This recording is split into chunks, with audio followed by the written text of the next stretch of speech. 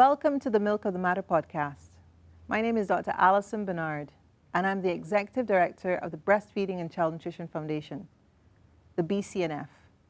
Our mandate is to promote, protect, and support breastfeeding and complementary feeding as one solution to improving your child's eating habits, decreasing the risk of childhood obesity, and decreasing the NCDs.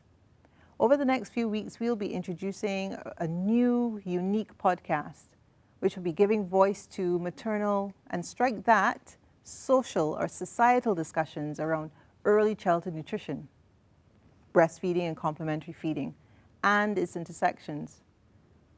We'll be talking about from climate action to parental leave to gender equity. So today, I'll be talking to Ms. Christina Hall. Christina is a registered associate nutritionist, and she works with us at the BCNF. And we'll be chatting about not just what our children need to eat, but how they need to eat it, and the level of parental involvement needed to ensure your child's health. Hi, Christina. Thanks so very much for being here today to chat with us about child nutrition. Thank you for having me. Right, so we're just going to have a really simple chat, really, about child nutrition, just so that people in Barbados and whoever listens to this podcast gets a sense of what they should and should not be doing, to make their children as healthy as possible. So I just have a few questions for you.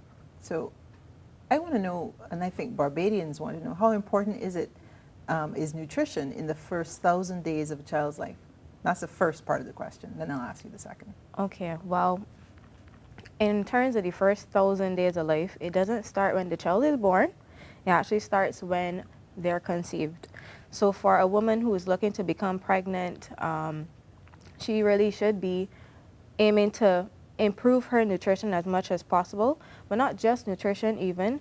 Her physical activity levels and her overall health, mental health included, should be something of concern.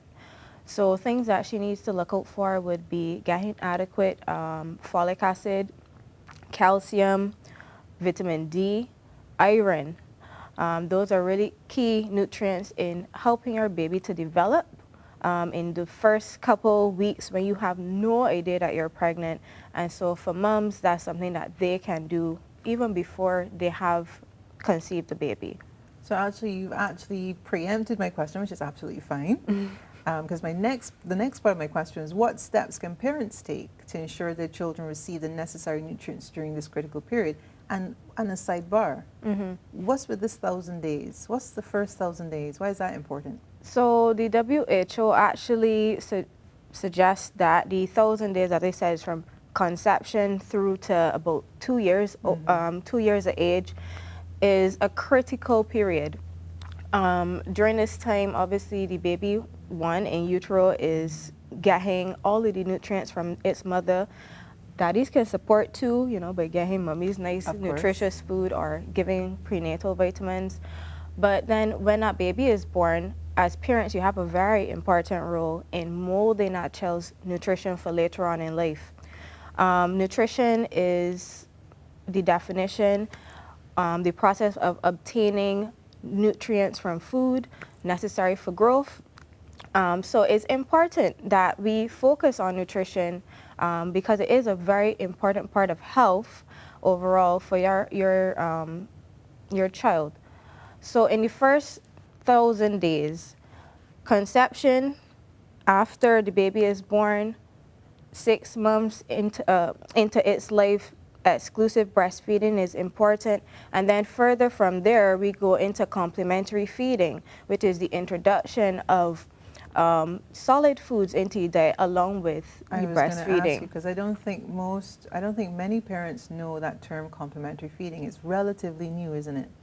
Yeah. Yeah. So weaning to solid foods. Yeah, it used to be called weaning, but there was some confusion before. So we've found that the term has been changed to complementary feeding because it's to complement the other foods that the baby is getting, which might be breast milk. Right. Okay. So the 1,000 days is really important. Can you tell us just really briefly, like, what are the things that worry, so for example, the WHO worry physicians and pediatricians about that first 1,000 days, the things that can happen if your child is not fed as optimally as it should be fed? Okay, so I'll start from after the baby is born, because most of the time in the first few weeks, there is a lot of development happening, and then during the gestation, there's also a lot more development happening. But after that baby is born, it doesn't mean that we just stop eating well or being healthy. When you're breastfeeding your baby, you also need to eat a healthful diet, because whatever nutrients you have is being passed on to that child. So, for instance, breast milk has a very complex set of nutrients in it. Water is in there, your calcium is in there, sugars, yeah. then there's all of the lovely microbes that are important for helping your baby, your antibodies and so forth go into that milk. So for your child, that is one of the best ways that you can support their nutrition within that first 1,000 days. But additionally, it is important for the parent too, because if you aren't fed well, if you aren't well yourself, it is very difficult for you to provide for your child. So it's not just baby versus mommy, it is both of them. And of course, daddies play a role too, because they also would be, supporting. So when we get to complementary feeding at 6 months of age now, we're thinking about introducing them to the family foods. So this one is always funny, because people think you have to do it a particular way. And yes, there are some ways to do it, but having nutritious or nutritionally dense foods are better for your baby in the long run. And teaching them what these foods taste like, what they are like altogether, helps them in later life not to develop things like our chronic diseases, which we see so much of. The NCDs. Yeah, so in terms of doctors, pediatricians, they might be seeing stunting, they might be seeing fail to thrive, where the baby is either too small for its age or height or something like that happens. And what's stunting?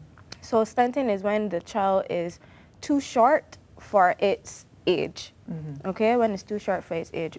So this could create problems in terms of its development later on, but there are several things that the pediatricians would normally be checking for to ensure that your child is not, falling behind. So when you go to a polyclinic or to your private practitioner, they'll be looking for like the head circumference, the height of the child, the weight, and so forth. And by having adequate nutrition, it supports that growth and development. So the other thing is, I know you mentioned stunting, and I know you mentioned the NCDs, but a lot of people think that when you have inadequate nutrition, that you're going to be small. But there's the other side of the coin, which everybody's talking about, all the statistics around it, childhood obesity. So I don't know if you can shed some light on why are we so worried about that right now? Okay. In terms of childhood obesity, I'll go back to where complementary feeding starts. It's a critical period because your child is now getting active around 6 months. So if we choose to feed that child foods that are not as nutrient dense or don't have as much to them, because it is convenient or because it's all that we say we have, then we can be putting them at higher risk of things like our diabetes that we know that we are very well known for, hypertension.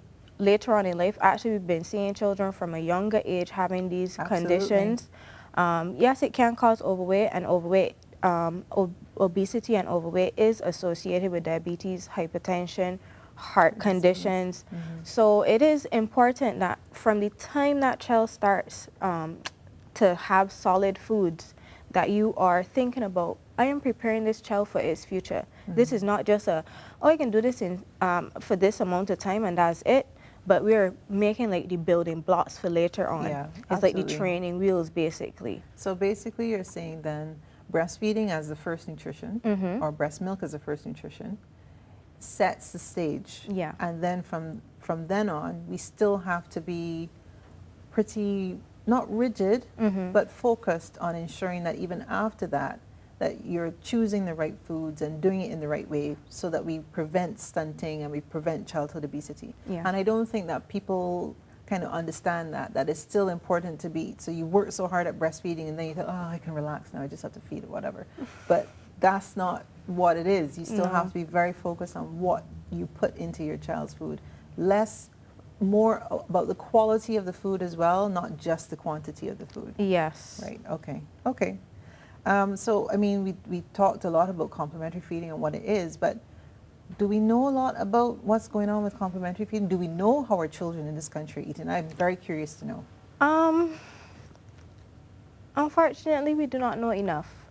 The last set of data that I was able to find on not even complementary feeding specifically, but on child stunting and undernourishment or overnutrition was from the multiple indicator cluster survey in 2012. 2012. Yeah, so that is almost 10, almost 11 years ago. Oh my God, we can figure that out. Right. Yeah, so almost 11 years ago, Yeah. which leaves us with a big gap in our knowledge.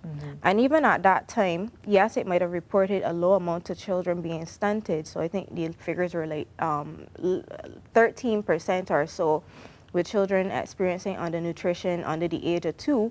However, when they looked at things like getting foods that were the appropriate texture alongside either breast milk or formula, less than 50% of children were receiving that. But the question I have to ask you is, who talks about texture and frequency of feeding to parents when they're starting solid foods? I don't think, I never had that conversation with anyone, and I don't know that many mums have that conversation. So is this something new? Is this something new that we are now learning about? Or, I mean, since 2012 that you're talking about, why are we having those conversations with parents? That's a really good question, and I don't think I can actually answer who talks about it. I say I would talk about it, but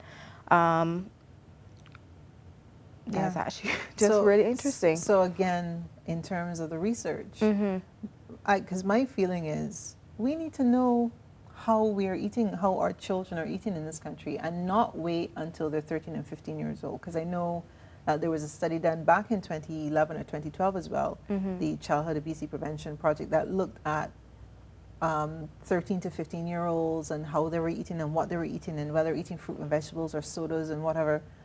But I think we need to know well before then how our children are eating, because doesn't it, as a nutritionist, you can answer this, doesn't what they eat from then set up their palate for later on? It does, which is why, again, the first 1,000 days is so important, because it's like programming.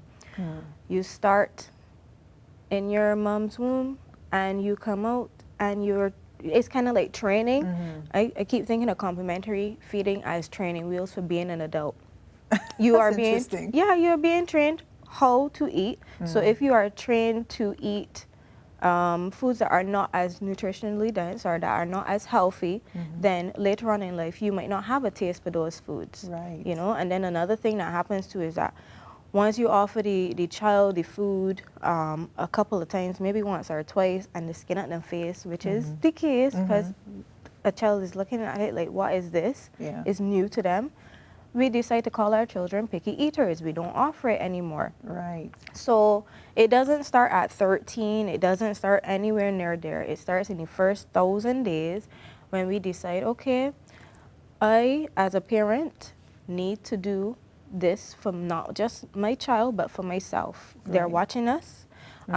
So when we start feeding the complementary foods, which are from the family pot, it is translating to what your child eats later on in life. Right, okay.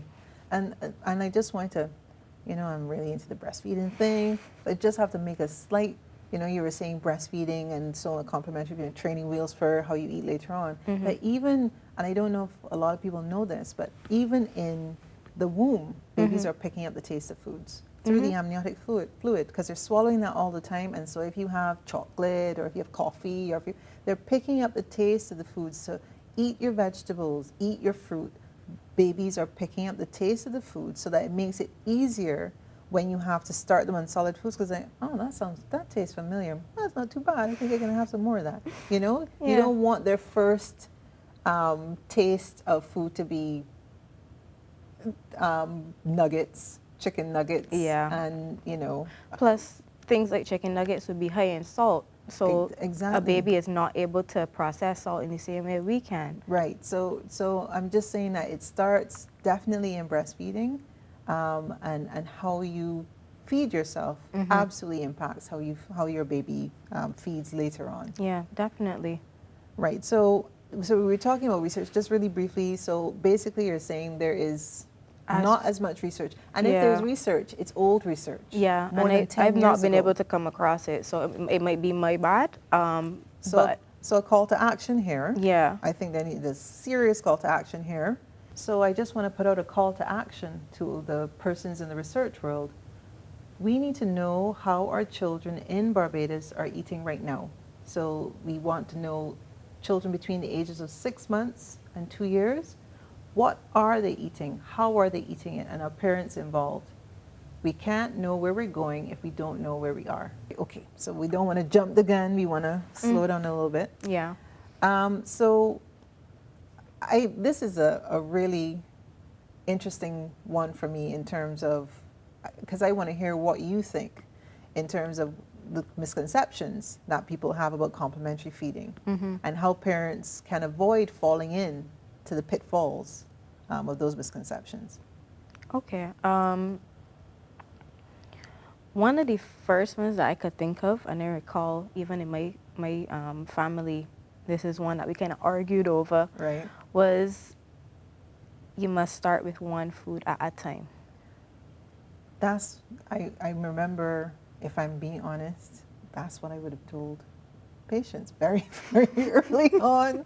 Before I knew better, that's what I would have said. So you're saying that is not... Yeah, that's not the case. You don't necessarily need to, just like how, again, complementary feeding being the training wheels, you don't eat just potatoes, do you? No, Right? absolutely not. And while the child can get a taste for just potatoes, it is better that we can put everything on the plate and say, Everything? okay, everything. Okay. Everything. So if it's the potatoes, protein, so it could be, let's say it's beef, and some peas, Right. some green peas, you know, because vegetables are important too. Then that child, if they're doing baby-led weaning, can choose what it wants to eat. I realize that you dropping pearls in here, and you gotta explain. So you gotta tell people what's baby-led weaning. Okay, so baby-led weaning is allowing your child to actually play with the food, okay? So you know that there are parents out there who are going to say, you gotta be crazy. I know. My child is not and will not ever play with food. Yeah. Because where it gonna end up. So explain what you mean. So basically, in the first 6, well, the month 6, really, when they start to try food, is about experiencing food more than actually getting a lot of Eating it. nutrition from it. Right, okay. So they're experiencing the texture, the taste, the smell. So the best thing for them to do is to use their little hands and get all in. It's going to be Right. messy, very messy, and a lot of people will get like the plastic tablecloths, very large bibs, everything, and allow their child to do that. It's going to get on the floor, the hair, everything, everywhere. It'll be everywhere. But it is more important that that child gets the feels of the feeling, the experience of that, than to limit them to, okay, all right, I'm giving you spoonfuls of, at least that's what the research has shown. Right, okay. It helps them with food acceptance, like more readily accepting new foods. And then they might have a larger taste palette. So even the foods that are bland, so once upon a time, parents would have said, start with, for example, mine, would say, start with potatoes, or, you know, mash some rice or something and give the child. Don't get into sweet foods because, you know, you don't want got no sweet mouth. Right, okay. But you can include all foods on that plate in a child-sized portion at the correct texture as well. So smooth to start with, no pits or seeds or anything that could possibly cause choking. And then you let that child enjoy the experience of that food. Well, so I'll give you a story. When I had my first child, I won't say how many years ago, had my first child, I did do a type of baby-led weaning because for the same reasons that you mentioned.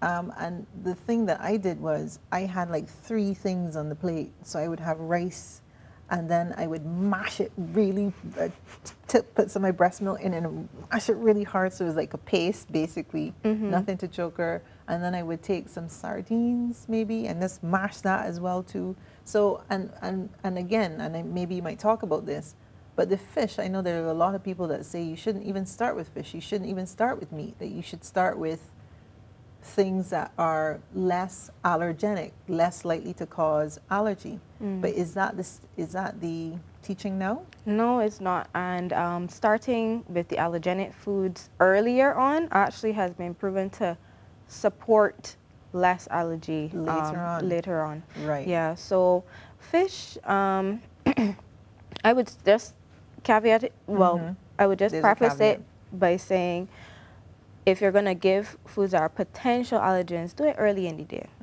You know, absolutely. For fairly obvious reasons, but it's just in case there is a reaction, you can at least get help. And what do you think about the fact that if you have a strong family history of allergies to particular foods, would you say you could still try it, or? I would say get the support of a dietitian. Right. Yeah. Okay. Get the support of a dietitian or your child's pediatrician. Right. To help you with that. Right. Okay. All right. That's good info. But but my children are not picky eaters by any stretch of the imagination. They eat whatever, and they choose the portion sizes that they want. My older one, she could eat me out of house and home, but my younger one, she is very particular about the portions of foods that she eats. And some days she eats more, some days she eats less. So, and so is that the kind of thing you're talking about when you talk about complementary feeding and baby-led weaning and being really involved with your children's food and their eating habits? Yes, yes. So while you might decide to put a couple of things on the plate, you know, appropriate textures and so forth, that child is now in charge of how much it will eat. Right. Our job as parents we aren't to force anything. I know back in the day too, they would tell you, you must finish everything on the plate. I was one of the children that would sit at the until the end of lunch because I wasn't finishing everything on the plate. Right. But that was just my appetite or what my taste was. Yeah. However, what we know now is children who are allowed to finish how much they want go on to be adults in life who also can control their own, you know, appetite, hunger, and fullness. Right. So they know when they're satisfied with a meal and they will stop at that point. And that must have implications for whether they become overweight and obese. That must have implications for that. 100%. Right. So basically, we all in favor of baby-led weaning or eating styles like that, whether it's called baby-led weaning or not. And actually, to the point of responsive parenting, sorry, that all ties into it. So noticing that your child has left some on the plate and not saying, okay, well, you have to finish it. You know, noticing that, okay, they like this, but still offering other foods alongside that thing means that you're paying attention to what their needs are and that you're helping them to develop a very healthy relationship with food. Right. Okay. So they say, I've had enough, I'm done. And then leave them at that. Yeah. Right. Okay. I really like that. I really like baby-led weaning. It's why my children are healthy right now. I believe. So, coming right back, we're all talking about what's happening in Barbados. It's so important that parents get the information about how to feed their children, because I think for a long time we have picked up what has been passed on through generations, you know, culturally, you know, how we should feed babies and so, you know, what about those starving children in Africa, eat all the food on your plate, that kind of thing. Yeah. That's what I grew up with. Yeah. But going back to, we know that there's a heavy, and culturally we have a heavy burden of, or I don't know if burden is the right word, we have a lot of sugary and starchy foods that we eat in this country. From the moment we can eat, you know, we are given things that are heavy in sugar and heavy in starch. How can parents encourage their children to eat more vegetables, fruit, yes, for sure, but vegetables and fruits and other healthy foods, how can we shift them towards that? Okay. The starches actually do have a really important role. So I think in some ways it's okay that we have starches in there. The sugary foods to a lesser extent because they tend to add extra calories sometimes depending on what it is. But in terms of, and I feel like I keep repeating this conversation, but it's also about what you are doing as parents. Remember, you're training them to be adults. So if they're looking towards you and you're eating mostly potatoes and rice and hardly any vegetables going on your plate, be it Sunday, because you know everybody do the bake cook up on Sunday, but past Sunday, no vegetables go on that plate, and you're the adult. That child is looking towards you and seeing what you are doing. So I think it's most important that when we decide we're becoming parents, or we want to become parents, that we also look at what we are doing, because habits that you have will be seen in your child, like you will see them. Therefore, the same happens with food. If you find you are picky about certain foods and you don't offer it, that child might not take to that food if offered either. And again, that could go on into later life. So as parents, you are responsible. You offer the food and so on, but you also have to change your habits. But suppose a parent says to you, well, this is how I grew up, this is how I've always been, and it's so hard for me to change now. I mean, what do you say to those parents, you know, when they say how hard it is for them? I could say I agree. Change is really hard. Change is really hard, and it does take time. And there's no set amount of time. It's not 66 days, as some things say. It's not half a year. It takes time. And at least you tried, right? So I would keep saying to keep trying. It is really hard to change. Yeah. Good advice. And also, we talked about this earlier before we started the show. And being gentle. I mean, I know it's all on the internet, they talk about being gentle with yourself and so on, but actually sometimes, and especially as parents, we are so hard on ourselves because we fear being judged, and we think we're doing the wrong thing, that we come down really hard on ourselves. And sometimes instead of then taking the next step and keep moving forward, we just stay there and like, I'm horrible, I'm the worst, and just get stuck. But instead of doing that, as hard as it is, just say, okay, maybe I could have made some better decisions here. I did not. Let's move on. Let's move forward. Yeah. That is hard to do. Yeah, it is hard to do. It's really hard. I mean, even without children, it's hard to do. Absolutely. Yeah, so in terms of that too, like, you're right. You definitely need to be more gentle with yourself. There's a lot of noise, I will call it, about parenting nowadays, what you should do, gentle parenting, all kinds of things. So, I mean, if this is what you need to do to get by, give yourself some grace in it. Like, honestly, give yourself some grace. If for one day the child eats chicken nuggets. Or ice cream. Or well, I wouldn't even say ice cream is a bad one. I wouldn't say that. That's a lot of sugar. It depends on the age of the child. It depends on the age of the child. But it's still a fair amount of sugar. Let's not put ice cream. We're not throwing ice cream under the bus. Yeah. But and maybe most foods, your child can have the majority of the stuff that is out there.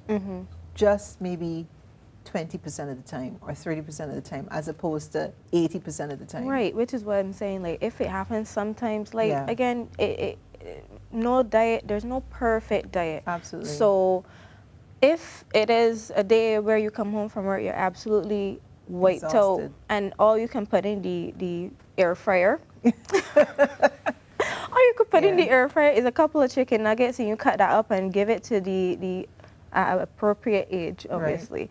Give it to your child, then okay, you know. And if you want to try and be brave, maybe add a vegetable with the chicken nugget, so they get something that they really want, and something that they're just trying out. And the other thing that you mentioned as well too is children have to try foods, like, isn't it like 10 to 12 times or some number where they say they try potato and they spit it back in your face when they're 6 months. And then you try it maybe at 7 months and they're still spitting it out, and then they pick it up and throw it at you. And But they say that you have to try a food for a child has to try a food at least 10 to 12 times before you can decide they really don't like potato.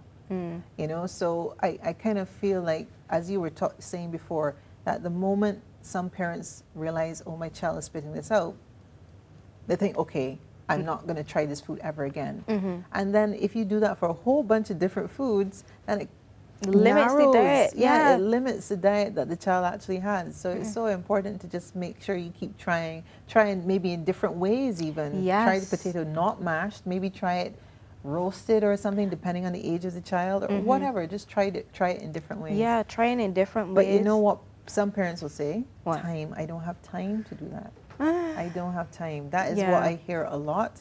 There's not enough time to try these different things or pay this much attention. I am busy. I am working. So what is your advice? As a parent, you have to kind of decide what you want. So for me, I always had a vision in mind in what I wanted my children to be like and look like.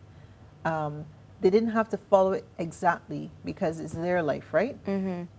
But in my mind, I had to have that kind of vision. And I wanted my children to be healthy. I wanted them to be healthy, healthier than me, and smarter than me. So I knew that whatever I did had to kind of fulfill that goal.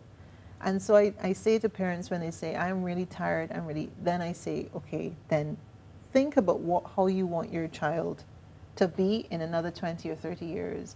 And ask yourself, if as tired as you are, am I doing anything to ensure that I fulfill that vision that I have for my child?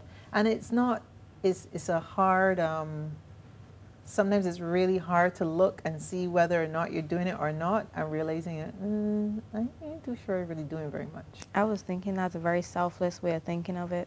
Selfless? Yeah, that's a very selfless way of thinking of it. Always thinking of them. So, yeah, because then it means that you have to put aside your tiredness at that point to make them better. Right, and I'm not saying, because I know right now it's all about self-care, and I know self-care is very important, but if that's all you focus on, if you're only thinking about self-care, then actually you're going to the realm of selfish, in my opinion. Oh, well, I guess that depends on the definition of some people use as self-care. Well, my definition of self-care is all the things that you will do to ensure your emotional, mental, spiritual, physical health. And if you were doing that 24/7 a day, Christina, if that's the only thing that you're doing 24/7 a day, 24/7, and you have children and you have a family, then I do think that that's bordering on selfishness, because then you're not actually focusing on your family, you're not focusing on well, then else. that wouldn't be self-care at all, to be fair. But exactly. That wouldn't be self-care. Exactly.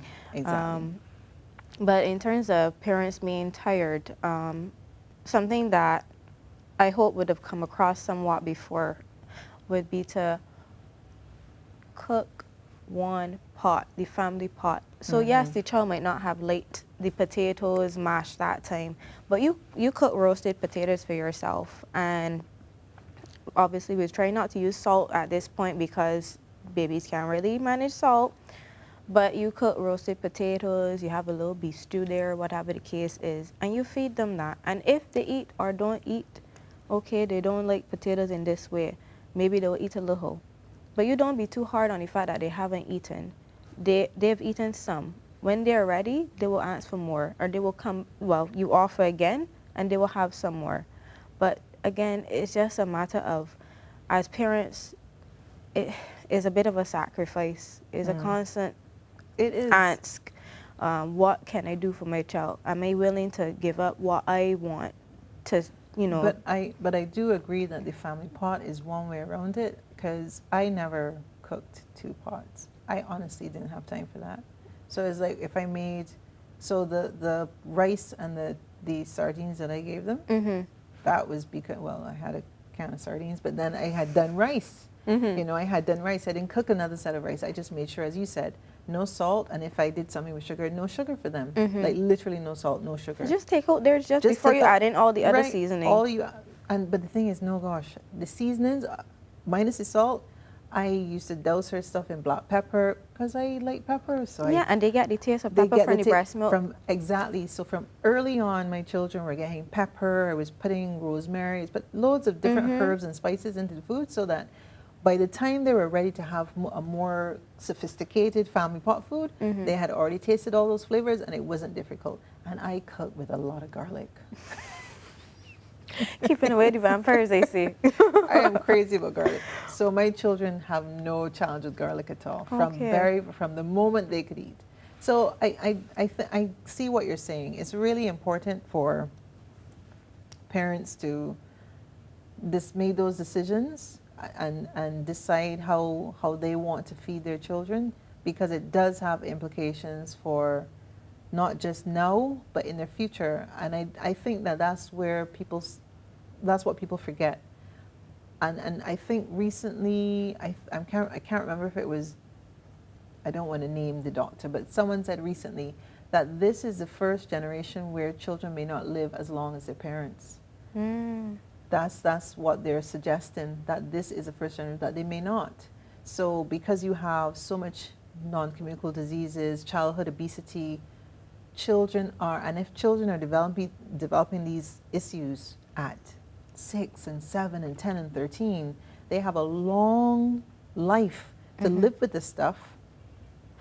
And if not managed well, and even if managed well, they still have a higher risk of developing the eye disease, the kidney disease, all of the issues. The quality of life kind of declines. Absolutely. Through all of that, yeah. Earlier. So it's a scary thought. So this is the reason why we are doing this podcast, so that we give parents ideas about how to feed their children and help them to understand that this is not a bandwagon that we're jumping on. 1 in 3 children in this country is overweight or obese. NCDs is affecting our children now as we speak, as opposed to when they're 30 and 40 as it used to be. So it's so important to have these discussions now. Yeah? Yeah. Yeah. So we talk a lot about nutrition, and the Breastfeeding and Child Nutrition Foundation is about nutrition, but you can't talk only about nutrition. You have to talk about, exercise, and you have to talk about how do you, and I know you're a nutritionist, but I am sure that even in your daily practice, you're telling parents, okay, so yes, you need to eat well, but you also got to get up and move as well. Yes. It's so important.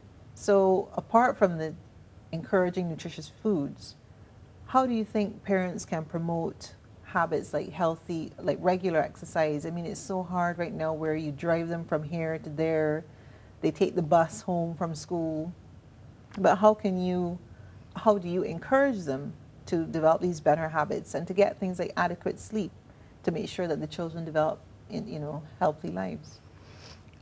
It comes back to what we've been saying a lot of this entire discussion. Patterning. You have to model the behaviors as well. And it is going to be really hard because we are very accustomed to get into the car, head to this place, rush, go to work, go to school, come back home, rush, prepare for the next day. But we need to find some time in between there, and it comes back to self-care as well. Yeah. So self-care doesn't only have to involve self, but it involves the relationships that you build with your people. Exactly. So your people being your family, so encouraging the children to find a hobby that all of you can partake in. So we're looking maybe past 2 years even, or starting as early as 2 years. I know there's swim classes for babies and stuff like that, that you as the parent participate in. So you don't just watch your child, you are in the water, you are doing the things. So there's a few things. So it's just about getting inventive with it. So yeah, in the week it might be a little hectic, but when that weekend comes around, we need to find ways to build back the family. Physical activity, you do it together. Sleep, you set a bedtime routine with your child. So you sit with them, it may be reading, it might be listening to maybe a podcast. Right, absolutely. It might be listening to someone else reading even, it might be white noise, but you set the scene for that bedtime routine so you can prepare your child for bed. It might be meeting up with other children and, letting them go wild in the playground somewhere. but you too are running behind them because they're watching you. If you're not exercising, they're not exercising. I mean, so in my practice, it would be, I would say to the mums, it's mums and dads that would come into the office.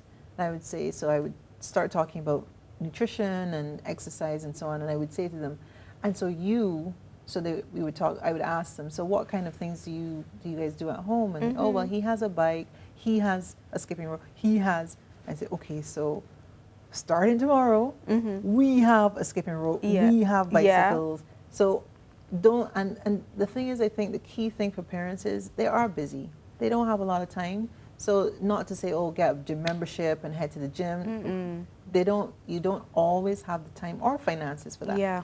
But maybe take that skipping rope at home and do a skipping competition with your child, mommy, daddy, child, or children, right? Yeah. Take the bike and ride around the neighborhood and do it as a family, as hard as it is, and it goes back to having that vision, but what you want, not just for your child, but for yourself as family. You know, I want to be able to go hiking with my kids. We've done it a couple of times, and then it's kind of fallen off. But this summer vacation, that's the plan. So sounds good. That's the thing. Hiking ain't gonna be easy. No, I don't even like hiking. Right. But I know that it is important for them to get out of the house, and I have a teenager who, you know how they tend to like their technology. So one of the things that is important is getting them out the house. If they're out the house, probably, and with other people, probably less chance that they're going to be on their technology. Yes. You know, so it's so important to kind of come up with things that are easy for you, that fit into your own life, as opposed to try and find, you know, weird, like really weird and wonderful things to do. Don't do that. Keep it simple. Yeah. You know, so for even simple. me, my dad used to take us flying kites. Really? And flying kites is not outside easy. Easter as well? Yeah, outside Easter. Okay. But I mean, even though it's still windy and people Yeah. are flying kites, so obviously don't get those really large ones for a small child. Yeah. But we'd go fly kites, and hoisting a kite takes a lot of energy up. You know, your child is running behind a kite, miss and Lego the card, all kind of things happen. And I also see people doing crabbing.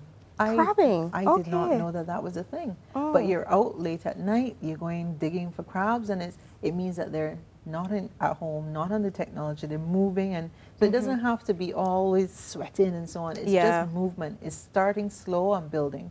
So so really good ideas, I think, for the busy parents who don't think it's possible to fit it into your lifestyle, but just fit it, you know, just try and fit it in. Yeah. So we've talked a lot about, you know, parents and busy, and that's the culture right now. Everybody's busy. Can't get anybody on the phone. You got to WhatsApp if you want to talk to them first before you call them. You know, everybody's busy.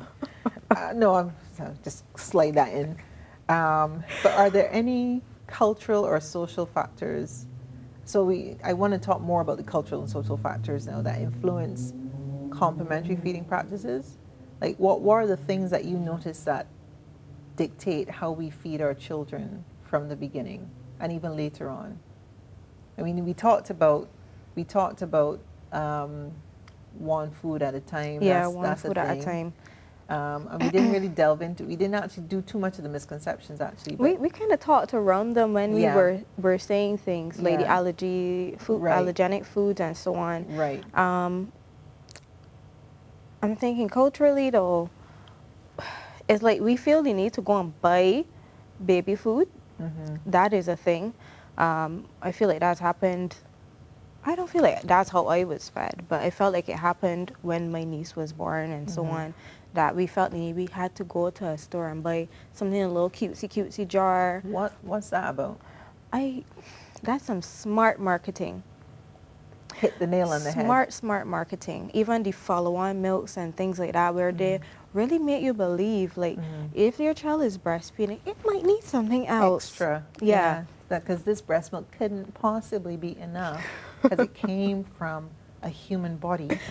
So, so now you need to supplement with another milk so that your child will go to sleep at night. Yeah. And even the very popular thing of adding the rice milk in the tea at night. Yes, you know, adding the rice milk there so that your child will sleep through the night. Right, that's but the thing. those aren't really signs that your child needs anything extra. A baby sleeps how a baby sleeps, you know? And if you have a breastfed baby, sleeping through the night is not a It's thing. not a thing. It is not a thing. And actually that is more, that's a normative standard actually, not sleeping through the night, because actually interestingly, protects you against SIDS, sudden infant death syndrome. So babies who are breastfed are more wakeful, they're more alert, more awake, they sleep well, and then they're up. They sleep well, and then they're up.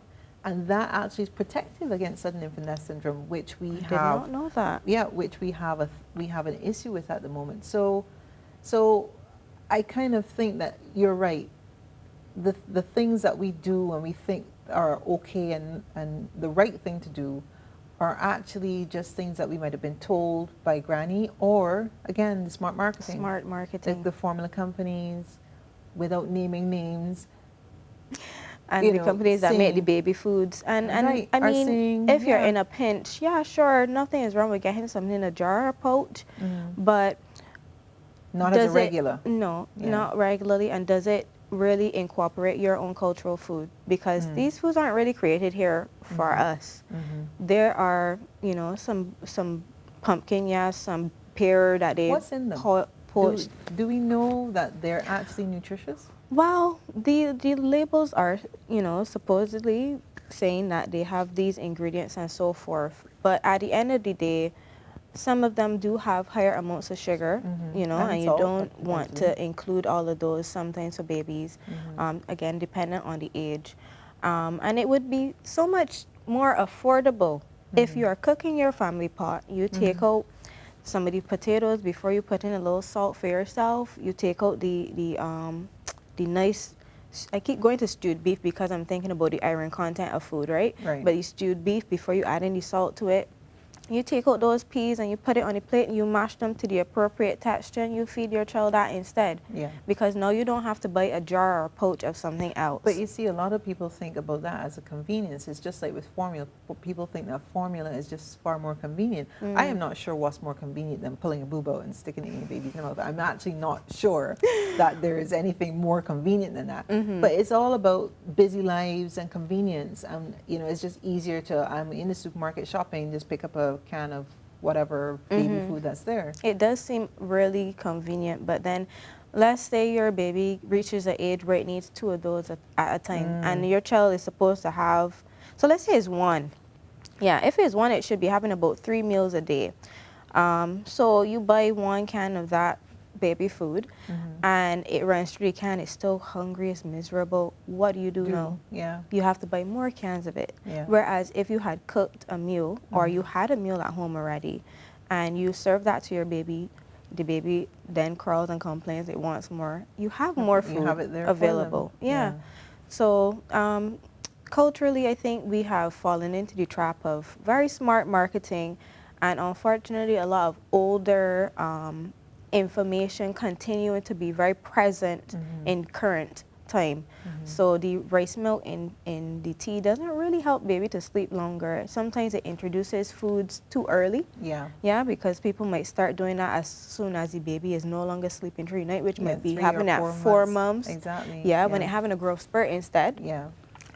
Something else that might happen too is that you stick to just the bland foods. So you stick to the rice cereal and you mixing it up with a little bit of breast milk or baby formula, and you know, then you realize later on, but hold on, this child isn't really eating anything else. And so you have no cause, well, you might now be the cause of micronutrient deficiencies.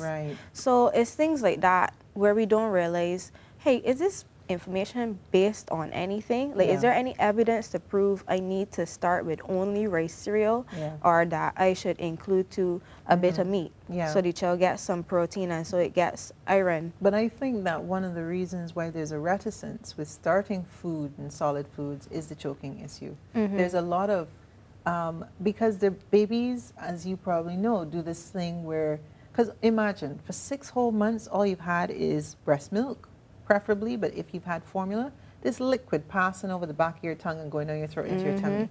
And then all of a sudden, this woman standing in front of you giving you something with lumps in it.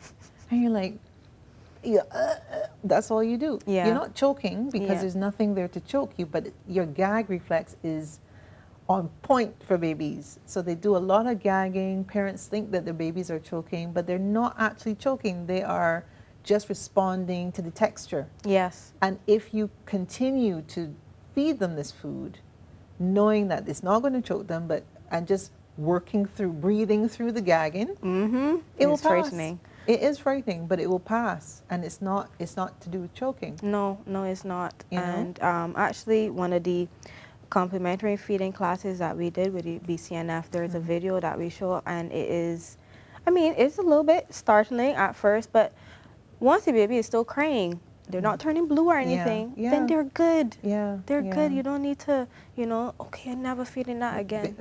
But I think that's one of the reasons I know that when I've seen patients in the office, one of the things they will say is, I was too frightened, so I started my baby on solid foods from 9 or 10 months.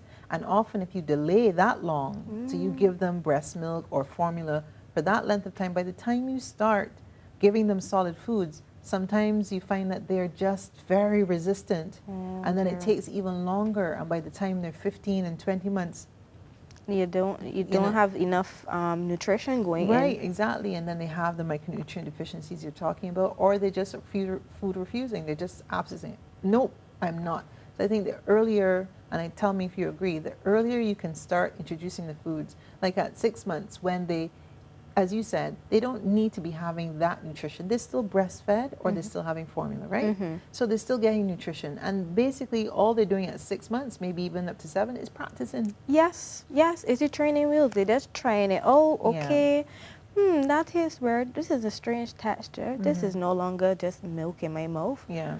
So now they have a taste, they have some more, and over time it develops into, okay, I'm eating this food for sustenance. Yeah. More so than I'm just eating it to play with it. Yeah, I'm actually enjoying this, and it's making me feel good, and I want more. It's what I did with my daughters, both breastfed, and because I was breastfeeding them, when I started them on solids, I didn't care if they were actually taking the food at 6 months, because I knew that after I tried feeding them, because you have to feed them first with the solids, give them the breast milk, that's the end of that. Yeah. They're not having anything else. You've got to start with the solids first, and then you can give them depending on what they do, then you can breastfeed them or whatever. If you do it in the reverse, what might end up happening is that the child might fill up with the fluid. It's just like if you were drinking a drink, you drink the drink and then you eat your food, you'll feel full before you even get halfway. Yeah. So give them the solid foods, let them try it out, let them get their nutrition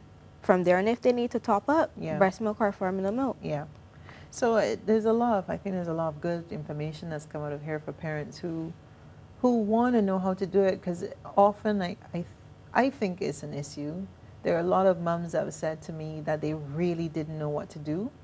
And then you also have the internet that, depending on where you go, I can imagine the confusion that you must feel when you go on there, and one person saying one thing, one person saying something else. But the guidance that we give at the BCNF is evidence-based. Yes. Is evidence-based information. So, it's reliable. It is. It is reliable. It's researched for sure. Research to the hilt.